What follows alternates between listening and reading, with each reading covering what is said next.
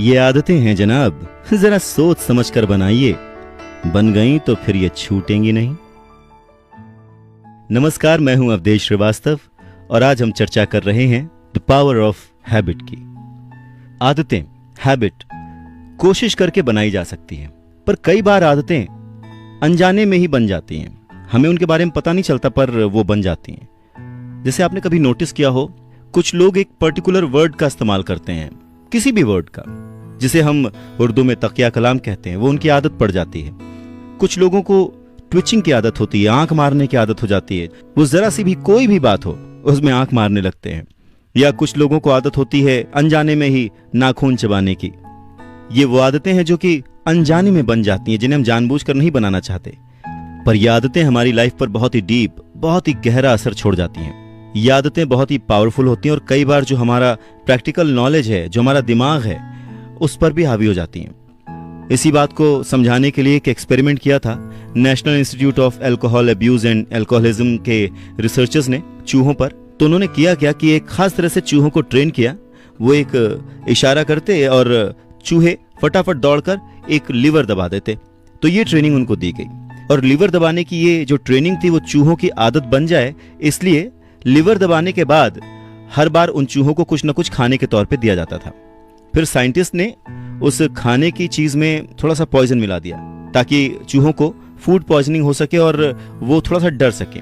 और साथ ही साथ ये भी किया कि जिस रास्ते से वो चूहे जाते थे उस पर करंट दौड़ा दिया। एक्सपेरिमेंट के नाम पर यह किया गया और जब चूहे जाते तो उन्हें झटका लगता, वो वापस आ जाते।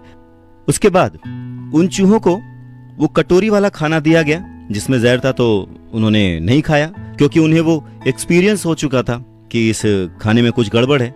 फिर कोशिश की गई कि वो उस रास्ते पर चले जहां पर उन्हें झटके लगते थे, तो वो उस रास्ते से भी दूर ही रहे। पर फिर जैसे ही उन्हें वो खास इशारा मिला जिसकी वजह से वो लीवर की ओर भागते थे, तो चूहे अपने आप को कंट्रोल नहीं कर पाए और वो उसी रास्ते पर चल पड़े जिस पर करंट था और वही खाना खाया जिसमें जहर था। इंसानों के बीच भी ऐसे कई एग्जाम्पल्स हमें रोज मिलते हैं। जैसे मान लीजिए घर पर बच्चे हैं और आपका मन कर रहा है, आप ऑफिस से घर लौट रहे हैं, तो कभी कभार आप कुछ भी फास्ट फूड ले लेते हैं, प्रोसेस्ड फूड ले लेते हैं, तला भुना ले लेते हैं, कोल्ड ड्रिंक्स ले लेते हैं। लेकिन धीरे धीरे ये चीजें हमारी आदत में शामिल हो जाती हैं, हमें इस बात का पता नहीं लगता।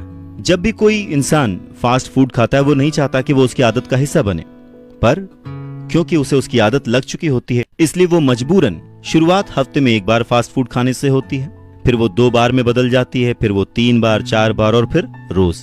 मैं यहाँ पर फास्ट फूड का एग्जाम्पल क्यों दे रहा हूं, क्योंकि एक समय था जब पूरा अमेरिका ओबेसिटी की बीमारी से परेशान था, जिसका एक बड़ा मेजर कारण था फास्ट फूड और कोल्ड ड्रिंक्स।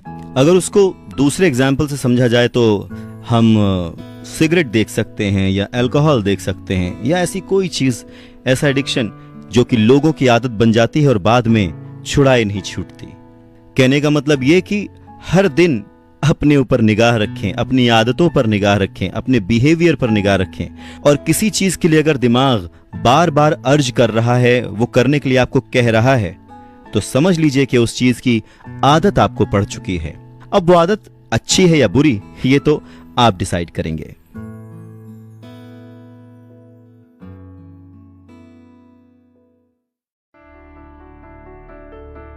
कहते हैं कि इंसानी दिमाग को समझना उतना ही कठिन है जितना कि पूरे ब्रह्मांड को समझना।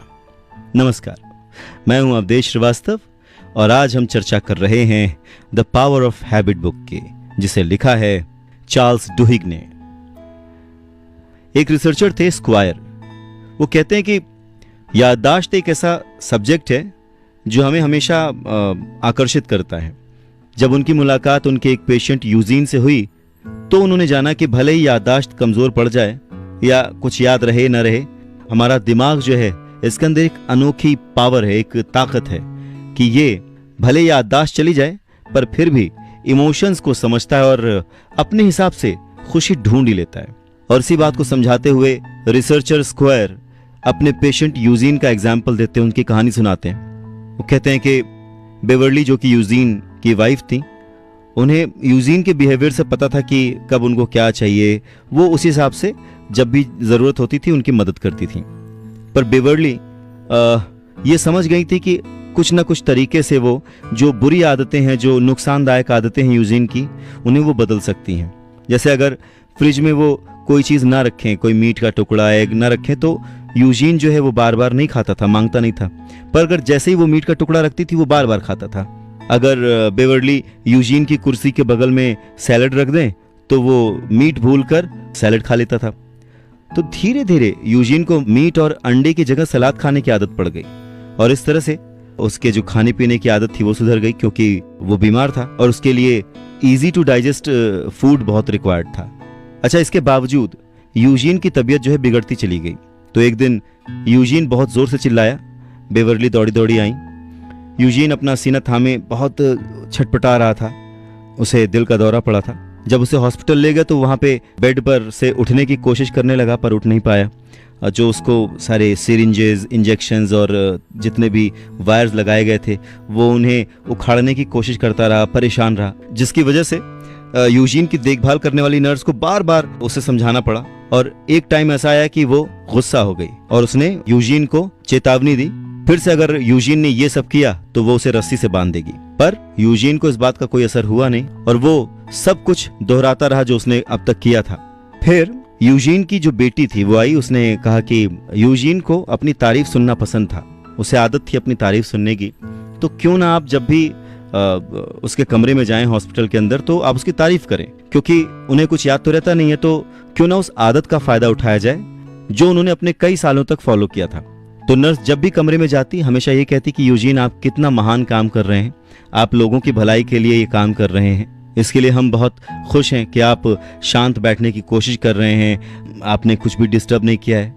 ये बातें सुनकर यूजीन को अच्छा लगा, उसे लगा कि ये चीजें उसके साथ हो चुकी हैं और ये उसके प्राइड का सब्जेक्ट बन गया। तो धीरे धीरे करते करते सबने देखा कि यूजीन वही कर रहा है जो नर्स कह रही है, यानी लोगों की हेल्प हो रही है। यूजीन बहुत महान काम कर रहा है, लोगों की मदद कर रहा है, अपने बेड पर बैठा हुआ है और कोऑपरेट कर रहा है। और उसके इस बिहेवियर की वजह से उसे सिर्फ एक हफ्ते के अंदर ही घर जाने की परमिशन मिल गई। फिर कुछ सालों बाद अपने घर में टहलते हुए उसका पैर अंगीठी से लड़ गया और वो गिर गया, जिससे उसका पैर टूट गया, उसकी कमर टूट गई। और जब अस्पताल में यूजीन भर्ती हुआ तो रिसर्चर स्क्वायर और उसके जो कलीग्स थे उन्हें ये चिंता हुई कि अब शायद यूजीन याद नहीं रख पाएगा कि वो कहाँ है, जिसके चलते उसे अटैक आ सकता है, पैनिक अटैक हो सकता है।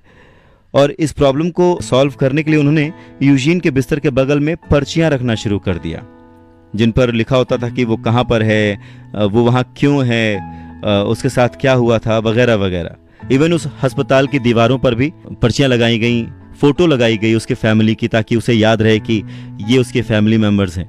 हालांकि यूजीन को कभी इस बारे में कोई चिंता नहीं हुई थी, उसने एक बार भी नहीं पूछा कि वो अस्पताल में क्यों है।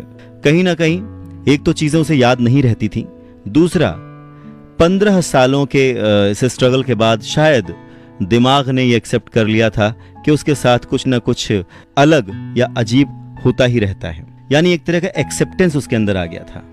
और ऐसी ही रिसर्चेस पर बेस्ड ये बात कही जा सकती है कि हमारा दिमाग अपने आप में ही खुशियां ढूंढ लेता है। उसके दिमाग ने शायद ये मान लिया था कि इस लाइफ में कुछ ऐसी बातें हैं जिन्हें वो कभी समझ नहीं पाएगा, और इस अंडरस्टैंडिंग ने, इस एक्सेप्टेंस ने, इस मानसिक समझौते ने उसे एक अलग ही पीसफुल लाइफ दी।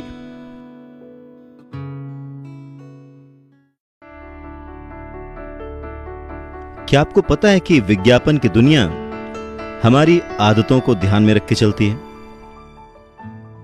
नमस्कार, मैं हूं अवधेश श्रीवास्तव और आज की चर्चा है द पावर ऑफ हैबिट नामक किताब पर, जिसे चार्ल्स डुहिग ने लिखा है। आज हर चीज प्रमोट की जाती है, हर चीज का विज्ञापन किया जाता है, पर कभी आपने इस बात को नोटिस किया है कि वो विज्ञापन क्यों किया जाता है? क्या हमें बताने के लिए, हमें ये दिखाने के लिए कि वो पर्टिकुलर प्रोडक्ट कैसा है, या फिर इसके पीछे की स्ट्रैटेजी कुछ और है? जी हां, इसके पीछे की स्ट्रैटेजी कुछ और है, और वो ये है कि हमें बार बार वो विज्ञापन दिखाकर लगातार उसकी हैमरिंग करके इस बात की आदत डाल दी जाती है कि वो प्रोडक्ट, वो पर्टिकुलर प्रोडक्ट हमारे लिए जरूरी है। चाहे वो चिप्स हो, चाहे वो कोल्ड ड्रिंक्स हो, चाहे वो कार्स हो, चाहे वो घर हो, कोई भी चीज जिसका विज्ञापन किया जा रहा है, एडवर्टीजमेंट किया जा रहा है, उसके पीछे का मकसद सिर्फ यही बताना है कि वो चीज हमारे लिए कितना जरूरी है और हमें उस चीज की आदत पड़ जाती है। इस बात को एक एग्जाम्पल से समझते हैं। बात सन 1996 की है। P&G कंपनी के बहुत सारे मार्केटिंग वाले लोग और उनके रिसर्चर्स की टीम एक कमरे में बैठे सोच रहे थे कि किस तरह से उन्हें एक नया प्रोडक्ट बेचना है, वो प्रोडक्ट जो कि बदबू को खत्म करता था। पर उस वक्त इस तरह का कोई प्रोडक्ट मार्केट में था नहीं। तो अब P&G के जो मार्केटिंग टीम थी या रिसर्चर्स की टीम थी, वो यही सोच रहे थे कि किस तरह से इस चीज को प्रमोट किया जाए। उसी टीम में स्टिम्सन नाम के एक बहुत ही यंग और एनर्जेटिक मार्केटियर थे। तो उनको दिया गया ये काम कि आपको ये स्प्रे जो है ये बेचना है। अब उस स्प्रे को बेचने की जो कहानी है वो मैं थोड़ी देर के लिए स्टॉप करूंगा। मैं आपको बताऊं कि वो बहुत ही इंटरेस्टिंग वे में ये प्रोडक्ट बना था कि एक साइंटिस्ट था, वो रिसर्च कर रहा था, उसे सिगरेट पीने की आदत थी, केमिकल्स में डील करता था वो। अचानक से एक दिन जब वो अपने घर गया तो उसकी बीवी ने कहा कि तुमने सिगरेट पीना छोड़ दिया है क्या? तो उसने कहा नहीं तो। और जब उसने स्मेल किया तो उसे भी नहीं आ रही थी। फिर उसने नोटिस किया एक खास तरह का केमिकल है जिसके साथ जब वो काम करता है तो ये बदबू चली जाती है। खैर, वापस आते अपनी मेन कहानी पर। तो स्टिम्सन जो है, जो कि P&G की मार्केटिंग टीम को उस वक्त हेड कर रहे थे इस प्रोडक्ट के लिए, उन्हें कहा गया कि तुम्हें ये स्प्रे बेचना है। तो स्टिम्सन ने उस प्रोडक्ट पर सर्वे कराया। उन्होंने वो प्रोडक्ट लेकर पूरे इलाके में बांट दिया, घर घर जाकर बांटा और सबसे परमिशन ली कि वो उनके घर जाकर उनका फीडबैक भी ले सके। P&G ने उस प्रोडक्ट का नाम रखा था फेवरीज। अब स्टिम्सन का चैलेंज ये था कि ये पता लगाया जाए कि ये जो स्प्रे है इसे लोगों की आदत में तब्दील कैसे किया जाए, और अगर एक बार वो आदत में तब्दील हो गया तो फिर क्या था, फिर तो लोग चुटकियों में उसे खरीदेंगे। तो इसी बात को ध्यान में रखते हुए वो सारे कैंस जो हैं स्प्रे के पूरे शहर में बांटे गए थे। इन्हीं सब के दौरान स्टिम्सन की मुलाकात एक 27 साल की लेडी से हुई जो कि पार्क रेंजर थी। पार्क रेंजर मतलब जैसे हमारे यहाँ के फॉरेस्ट ऑफिसर, जिसका काम था जंगल से बाहर निकल आए जानवरों को पकड़ना। अब उनमें कई बार भेड़िए होते थे, रकून होते थे, बड़े जानवर भी होते थे। और एक जानवर होता है, एक एनिमल होता है स्कंक, जो कि बहुत बदबू करता है। तो जब स्टिम्सन और उसके साथी इस पार्क रेंजर महिला के घर गए तो उन्हें बहुत बदबू आई और उस लेडी ने भी इन सब को अपनी बात बताई। उसने कहा कि मैं अनमैरिड हूँ, मैं चाहती हूँ कि मेरी शादी हो जाए, पर मैं जिसके साथ भी जाती हूँ उन सबको मुझसे बदबू आती है। अक्सर लोग शुरुआत में 1-2 बार तो डेट करते हैं पर उसके बाद वो मुझसे दूर भागने लगते हैं। अब मैं समझ नहीं पा रही हूँ कि मैं इस बदबू को दूर कैसे करूँ, क्योंकि मेरा ये काम है, इसे मैं छोड़ नहीं सकती। मैं हर तरह का तरीका अपना चुकी हूँ, शैम्पू से, साबुन से, हर तरह से धो के देख चुकी हूँ, लेकिन बदबू जाती नहीं है। तो स्टिम्सन ने उस लेडी को ये प्रोडक्ट दिया फेवरीज और कहा कि वो दोबारा आएंगे और उससे फीडबैक लेंगे। जब दोबारा स्टिम्सन और उनकी टीम उस लेडी के घर गई तो उस लेडी ने बहुत ही खुशी से उनका स्वागत किया और भावुक हो उठी, रोने लग गई और उसने उन्हें बहुत थैंक यू कहा और उसने इनका बहुत आभार माना। तो इस हादसे से स्टिम्सन समझ गए कि ये प्रोडक्ट तो बहुत बिकेगा, इससे बहुत मुनाफा होने वाला है। पर जब वो लौटकर अपने ऑफिस पहुंचे तो एक दूसरा चैलेंज उनका इंतजार कर रहा था, और वो ये था कि जो दूसरे ग्रुप्स थे जिनमें बहुत सारे एनिमल लवर्स थे, उन्हें फेवरीज का कोई फायदा नजर नहीं आया। उनमें एक लेडी थी जिसकी 9 बिल्लियां थी। उसने फेवरीज यूज तो किया पर उसे कोई भी फर्क नजर नहीं आया, और ऐसा इसलिए क्योंकि उस महिला को उन बिल्लियों की महक की आदत पड़ चुकी थी। हमारी सूंघने की क्षमता के पीछे का ये साइंस है कि अगर हम किसी एक खास तरह की खुशबू या बदबू के बीच बहुत समय तक रहें तो धीरे धीरे वो तीखी गंध भी हमें महसूस नहीं होती। एग्जाम्पल के तौर पर अगर आप मच्छी मार्केट जाएं और आप फिश नहीं खाते हैं तो आपको मछलियां बहुत बदबू करेंगी, लेकिन जो लोग फिश खाते हैं या जो उस मार्केट में रहते हैं उन्हें मछलियों की बदबू नहीं आती। ठीक उसी तरह से उस वक्त एनिमल लवर्स को उनके पेट की बदबू नहीं आती थी। कहने का मतलब ये कि लोगों की आदत ने इस प्रोडक्ट को उस वक्त फेल कर दिया था, और P&G ने इसके बाद बहुत सारा पैसा खर्च किया, बहुत बड़ी सी टीम बनाई और फिर से एक नई स्ट्रैटेजी के साथ फेवरीज को लॉन्च किया। खैर, बात आगे बढ़ाते हैं और जानते हैं कि डेक स्टिम्सन जो हैं वो 9 बिल्लियों वाली उस औरत से हुई निराशाजनक बातचीत के बाद उनका क्या हुआ, कैसे उन्होंने फेवरीज को आगे बढ़ाया, कैसे उन्होंने बात को समझा। तो हुआ यूं कि स्टिम्सन और उनकी टीम जो है वो फेवरीज को प्रसिद्ध बनाने के लिए जो रेगुलर तरीके थे उनको छोड़कर कुछ नया ढूंढने में जुट गई। रादर अगर ये कहूं कि लोगों की नई आदत ढूंढने में वो सब लग गए तो गलत नहीं होगा। खैर, इसी तलाश में एक दिन वो अमेरिका के स्कॉटलैंड शहर के बाहरी छोटी सी जगह पर रहने वाली एक लेडी से बातचीत करने पहुंचे। वो लेडी करीब 40 साल की रही होंगी। उनके 4 बच्चे थे और उन्होंने देखा कि वो लेडी अपना घर बहुत साफ रखती है। हालांकि वो चमचमा तो नहीं रहा था, पर फिर भी साफ सुथरा था। तो उन्होंने उस लेडी से पूछा कि आपको फेवरीज कैसा लगा। उस लेडी ने बताया कि वो फेवरीज का इस्तेमाल रोज करती हैं। स्टिम्सन आश्चर्य में पड़ गए और पूछने लगे कि ऐसा क्यों, आपका घर तो साफ है, आपके घर में तो कोई स्मेल भी नहीं है, फिर आप क्यों यूज करती हैं। तब उस लेडी ने कहा कि मैं फेवरीज का इस्तेमाल जो है बैड स्मेल को हटाने के लिए नहीं करती। दरअसल मेरे बच्चे छोटे हैं और उनका जब कमरा साफ करती हूँ तो कमरा साफ करने के बाद थोड़ा सा फेवरीज मैं छिड़क देती हूँ। इससे मुझे एक फ्रेशनेस का एहसास होता है और ये मेरी रेगुलर प्रैक्टिस है। ये बात सुनकर स्टीमसन को बहुत अच्छा लगा। तो उन्होंने उस लेडी से रिक्वेस्ट किया कि जब वो अगली बार सफाई करेंगी तो क्या स्टीमसन और उनकी टीम आ सकती है चेक करने के लिए। लेडी मान गई। उसके बाद उस लेडी ने बेडरूम में जाकर बिस्तर ठीक किया, तकियों को फुलाया, वहां जो चादरें थी उनको ठीक किया और ये सब करने के बाद दूसरे बाकी कमरे साफ करने के बाद उसने बारी बारी से हर कमरे में फेवरीज छिड़क दिया। और उसके बाद उसने स्टीमसन से कहा कि पता है आपको, फेवरीज छिड़कने पर ना मुझे बहुत अच्छा लगता है।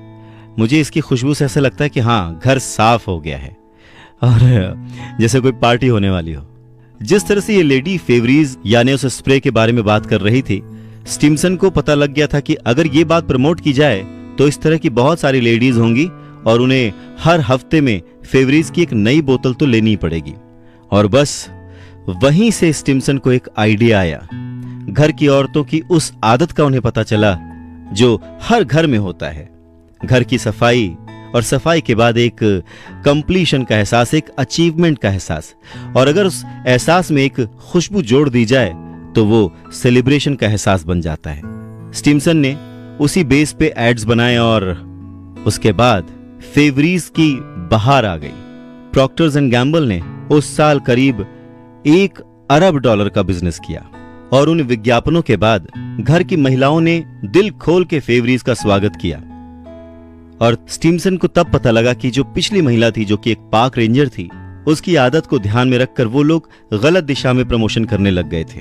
वो घटना किसी एक महिला के साथ हो सकती है, पर जब स्टीमसन ने ये जाना कि सही आदत क्या है और उस आदत को उन्होंने अपने एड्स में इस्तेमाल किया, तो फिर पीएनजी ने बहुत सारा बिजनेस किया और बहुत सारा प्रॉफिट कमाया।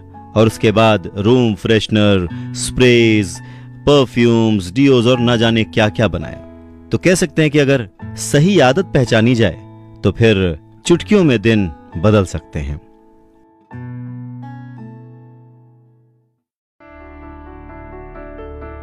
क्या आपने कभी किसी ट्रैप में या किसी जाल में फंसे होने का अनुभव किया है? नमस्कार, मैं हूं अवधेश श्रीवास्तव और आज हम चर्चा कर रहे हैं book the power of habit पर, जिसे लिखा है चार्ल्स डुहिग ने। तो मेरा आपसे सवाल यह था कि क्या कभी आप किसी ट्रैप में फंसे हैं और उस वक्त आपको कैसा महसूस हुआ है? छटपटाहट होती है, बाहर निकलने की इच्छा होती है, सॉल्व करने की इच्छा होती है। ठीक वैसी ही इच्छा ड्रग एडिक्ट्स या अल्कोहलिक्स को होती है। तो साइंटिस्ट ने शराब और सिगरेट की लत के शिकार कई लोगों को बुलाया और उनके ब्रेन की जांच की और ये जानने की कोशिश की कि जब कोई बात उनके मन में बहुत गहरे तक बैठ जाती है तो उनके ब्रेन पर उसका क्या असर पड़ता है, उनके दिमाग के न्यूरोकेमिकल्स में किस तरह का बदलाव आता है। मिशिगन यूनिवर्सिटी के 2 रिसर्चर्स लिखते हैं कि हमारी कुछ पावरफुल आदतें बुरी आदतों को पैदा करती हैं, जिसमें हम जुनून की हद तक कुछ भी कर सकते हैं। ऐसी ही इच्छाओं के कारण हमारा दिमाग ऑटो पायलट मोड पे चला जाता है, यानी अपने आप ही वैसा कुछ करने लगता है, चाहे भले ही उस बुरी आदत के बदले हमें अपना घर, अपने इज्जत, नौकरी या परिवार तक छोड़ना पड़े। पर उस आदत के बंधन में, उस आदत के ट्रैप में बंधा हुआ इंसान ये सारे सेक्रीफाइसेस करने के लिए राजी रहता है। पर इन रिसर्चर्स ने पाया कि भले ये इच्छाएं इतनी जबरदस्त होती हैं, पर फिर भी ये पूरी तरह से हावी नहीं हो सकती। इन्हें कंट्रोल किया जा सकता है, इनके ऊपर दूसरी आदतें चढ़ाई जा सकती हैं। पर हाँ, इन आदतों को कंट्रोल करने के लिए सबसे पहले यह समझना जरूरी है कि हमारी किस इच्छा से हमारा कौन सा व्यवहार एक्टिव होता है। जिस तरह शॉपिंग मॉल में खरीदारी करते करते ही लोग अचानक से कॉफ़ी खरीद लेते हैं या आइसक्रीम्स खरीद लेते हैं। मानो उन्हें कोई कह रहा हो कि हाँ आपको ये करना है, उन्हें पता नहीं होता, ये अनकॉन्शियसली उनकी आदत में शामिल होता है। वो चले जाते हैं, वो टॉफ़ी खरीद लेते हैं या फिर पिज्ज़ा बर्गर खाने लग जाते हैं। उसी तरह से आप भी जब अपनी इच्छाओं को नहीं जानते हैं तब अचानक से ही ऐसी चीज़ें करने लगते हैं जो कि आपके लिए नुकसानदेह होती हैं, आपको हार्म पहुंचाती हैं, पर ये आप जानबूझकर नहीं करते, अनकॉन्शियसली आप ऐसा करते हैं अपनी आदत से मजबूर होकर। अब इस आदत की साइकोलॉजी को समझने के लिए रिसर्चर्स ने बुरी आदतों के साथ साथ अच्छी आदतों पर भी रिसर्च की। उन्होंने देखा कि जब बुरी आदतें इस तरह से असर डालती हैं तो फिर अच्छी आदतें कैसे असर डालती हैं। उन्होंने फोकस किया एक्सरसाइज पर कि किस तरह से लोग आदतन एक्सरसाइज करते हैं। इन रिसर्चर्स ने ऐसे लगभग 250 लोगों पर रिसर्च की, जिनमें से अधिकतर लोग वीक में कम से कम 2 या 3 बार एक्सरसाइज करते थे। और इस रिसर्च में पता चला कि उनमें से कई लोगों ने बस मौज मस्ती के लिए, फन के लिए दौड़ना या फिर वेट लिफ्टिंग करना शुरू किया था। कुछ ऐसे भी लोग थे जिनके पास ऑफिस और घर के काम निपटाने के बाद हर रोज खाली समय बच जाता था और इसलिए उस समय वो लोग एक्सरसाइज करते थे। इसके अलावा कुछ लोग ऐसे थे जो अपने जीवन में जितनी टेंशन है उसे मिटाने के लिए एक्सरसाइज करते थे, और जब तनाव नहीं रहता था तो वो उसे एंजॉय करने के लिए एक्सरसाइज करते थे, और धीरे धीरे वो उनकी आदत में शामिल हो गया। तो एक्सरसाइज करने के पीछे का जो ये कारण था वो ये था कि इन लोगों में एक खास तरह का इनाम पाने की इच्छा पैदा होने लगी थी। ये जो आदत है एक्सरसाइज करने की, जब ये एक्सरसाइज करके उठते हैं तो इन्हें बहुत अच्छा महसूस होता है, जो कि इन्हें पूरे दिन खुश रखता है। तो इस इनाम के लालच में वो लोग एक्सरसाइज को नहीं छोड़ते। दरअसल जब हम एक्सरसाइज करते हैं तो हमारी बॉडी एंडोर्फिन और दूसरे न्यूरोकेमिकल्स बनाती है, जिससे हमें अच्छा फील होता है। ऐसे ही एक और ग्रुप जिस पर ये रिसर्च की गई, उन्होंने बताया कि जब वो एक्सरसाइज करके किसी काम पर निकलते हैं तो उनका सक्सेस रेशियो बहुत ज्यादा बढ़ जाता है। उन्हें पूरे दिन ऐसा महसूस होता है जैसे उन्होंने कुछ अचीव किया है। ये उनका प्राइस था। तो अगर कोई भी जो कि अपनी आदत में दौड़ना या एक्सरसाइज शामिल करना चाहता है, उसे सिर्फ 2 चीजें करनी है, एक आसान सा इशारा और एक क्लियर कट प्राइज। आसान सा इशारा क्या? जैसे कि आप सोने से पहले ही अपने कपड़े संभाल कर रख लें, अपने शूज अपने आसपास से रख लें, उठते ही उन्हें पहन लें, तो ये आपके लिए इशारा हो गया और आपका दिमाग जो है उसे एक्सेप्ट कर लेगा क्योंकि उसे आदत है। और जैसे ही आप रनिंग करके आएं, अपना मनपसंद ड्रिंक पिएं या खेलने चले जाएं या जो भी आपको पसंद है वो करें और वो रोज करें, तो आपको आदत पड़ जाएगी इस चीज की कि जब भी आप दौड़ कर आएंगे आपको वो इनाम मिलेगा। और अगर आप ऐसा करते रहेंगे तो कुछ ही दिनों में आपको सुबह सुबह दौड़ने की या एक्सरसाइज करने की आदत पड़ जाएगी। अगर आपकी सोच और समझ सही है और आप दूसरों के बिहेवियर के बारे में जानते हैं, उसकी केयर करते हैं, तो आप उसका बिहेवियर, उसकी आदतें बदलने में उसकी मदद कर सकते हैं। नमस्कार, मैं हूं अवधेश श्रीवास्तव और आज हम चर्चा कर रहे हैं the power of habit book की। चलिए बात करते हैं टोनी डंगी की। हम टोनी डंगी की बात करें उससे पहले हमें यह जानना जरूरी है कि आखिर वो थे कौन। टोनी डंगी एक ऐसे कोच थे जिन्होंने अपने वक्त की सबसे फिसड्डी टीम को वर्ल्ड की नंबर 1 टीम बना दिया, जिन्होंने एनएफएल की अपनी टीम को 10 बार लगातार प्लेऑफ में पहुंचाया। टोनी डंगी वो कोच थे जो कि सुपर बॉल जीतने वाले पहले अफ्रीकन अमेरिकन कोच बने, और ये सब किया उन्होंने सिर्फ एक छोटी सी चीज बदलकर। उन्होंने बहुत बड़े बड़े एक्सपेरिमेंट्स नहीं किए, खिलाड़ियों के बिहेवियर को समझा। हालांकि शुरुआत में उन्होंने बहुत सारे इंटरव्यूज दिए नौकरी के लिए, पर हर जगह रिजेक्शन ही हाथ लगी। पर फाइनली उन्हें एक जगह नौकरी मिल गई और उन्होंने प्लेयर्स की आदतों को बदलकर उस टीम को विजेता टीम बना दिया। बात है 17 नवंबर सन 1996 की। संडे का दिन था और शाम का वक्त था।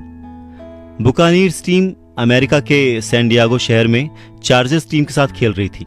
जो उनकी ओपोनेंट टीम थी वो पिछले साल बहुत अच्छा प्रदर्शन कर चुकी थी और इस मैच में भी वो हरा ही रही थी बुकानीर्स को। गेम में बहुत देर तक भागने, दौड़ने और गोल्स खाने के बाद अचानक से बुकानीर्स टीम के प्लेयर्स ने अचानक से घेराबंदी शुरू कर दी, और जहां पूरा स्टेडियम कोच डंगी पर हंस रहा था, वहीं पर खड़े कोच डंगी सिर्फ अपनी टीम को देख रहे थे और खुश हो रहे थे, क्योंकि उन्हें कुछ ऐसा होता हुआ नजर आ रहा था जिसकी उन्होंने कल्पना तो की थी, पर अभी तक वो हो नहीं पाया था। उनकी टीम के खिलाड़ियों ने जो बेसिक उन्होंने सिखाया था, जिसकी वजह से उन्होंने अपनी आदतें बदली थीं, अपने शॉट्स बदले थे, अपनी प्रैक्टिस भी उसी के हिसाब से की थी, वो करना शुरू कर दिया और प्लान को सीधा रखा। फुटबॉल का गेम विरोधी टीम को धोखा देने, गति परिवर्तन करने जैसे ट्रिक्स से काम करता है, लेकिन जो कोच डंगी थे वो इन सब चीजों पर, इन सब पैतरों पर भरोसा नहीं करते थे। वो हमेशा मानते थे कि अगर उनकी टीम का खिलाड़ी तेज हो तो वो आसानी से खेल सकता है। और कोच डंगी ने अपनी टीम की इसी आदत को बदला जो कि पहले उनके पास नहीं थी, और टीम ने भी उनका भरपूर साथ दिया और इसी सुनहरे नियम को मानकर वो मैच जीत गए। कोच डंगी ने किया क्या? कोच डंगी ने किसी भी आदत के बनने के 2 पॉइंट्स को एज इट इज रखा। पहला कि क्या इशारा मिलता है, यानी रोज कोई एक ऐसी चीज जो आपको रिमाइंड कराए कि आज आपको ये करना है, जैसे कि दौड़ने से पहले अगर आप जूते कपड़े सब संभाल कर रखें, या खेलने से पहले उसके सामान संभाल कर रखें। और दूसरा, जीतने के बाद आपको क्या इनाम मिलेगा, जो आपको अच्छा लगता है वो आप कर सकते हैं। इन 2 स्तंभों के बीच कोच डंगी ने एक छोटा सा करेक्शन किया। जो एक्शन, इन 2 पॉइंट्स के बीच जो एक्शन प्लेयर्स करते थे उसको उन्होंने सिर्फ चेंज किया। प्लेयर्स के भागने दौड़ने का जो तरीका था, खान पान, इन सब चीजों पे ध्यान दिया और एक नया ही रूल बताया कि आदतों को बनने में 2 नहीं 3 चीजों की जरूरत होती है। पहला, कोई ऐसा पॉइंट जो कि आपको याद दिलाए कि आपको क्या करना है, क्या अचीव करना है। दूसरा, उस चीज को, उस टारगेट को, उस गोल को अचीव करने के लिए रोज आप क्या प्रैक्टिस कर रहे हैं, क्या एक्शन कर रहे हैं। और तीसरा, जब वो गोल आप अचीव कर लेंगे तो आपको इनाम में क्या मिलेगा। इन 3 खास पहलुओं को ध्यान में रखते हुए कोच डंगी ने अपनी टीम के साथ काम किया और ये बताया कि आदतें बदली जा सकती हैं और हारी हुई टीम भी जीत सकती है। अगर बदलने की ठान लो तो कुछ भी मुश्किल नहीं, न किस्मत, न शोहरत, न आदतें, न कमी। नमस्कार, मैं हूं अवधेश श्रीवास्तव और आज हम चर्चा कर रहे हैं द पावर ऑफ हैबिट की।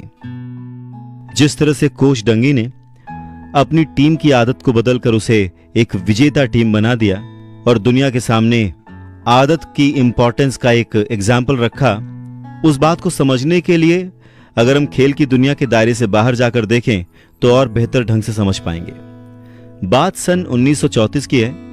न्यूयॉर्क शहर की एक इमारत के गंदे और अंधेरे बेसमेंट में आदत बदलने की नई नई योजनाएं बनी थीं। ऐसी योजना थी ये जिससे बड़े पैमाने पर लोग प्रभावित हुए थे। इसे आदत बदलने की दुनिया की सबसे सफल योजना कहा जा सकता है। इस बेसमेंट में बैठे एक 39 वर्षीय बिल विल्सन, जिन्हें शराब पीने की लत थी। वो वर्षों पहले मैसाचुसेट्स न्यू वेटफोर्ड में थे और वहां पर सेना के अधिकारियों का प्रशिक्षण शिविर यानी ट्रेनिंग कैंप चल रहा था।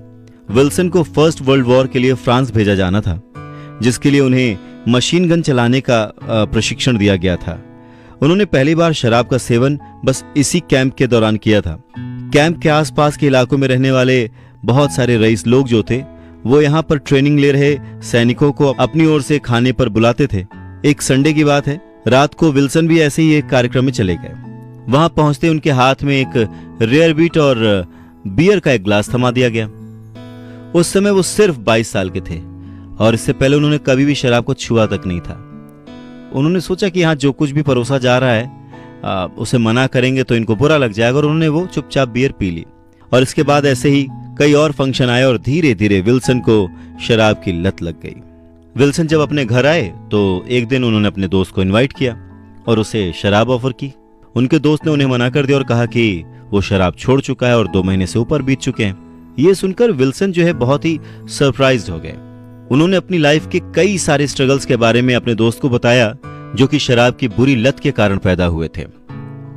एक बार विल्सन ने नशे में धुत होकर कंट्री क्लब में लड़ाई कर ली थी और जिसकी वजह से उनकी नौकरी चली गई।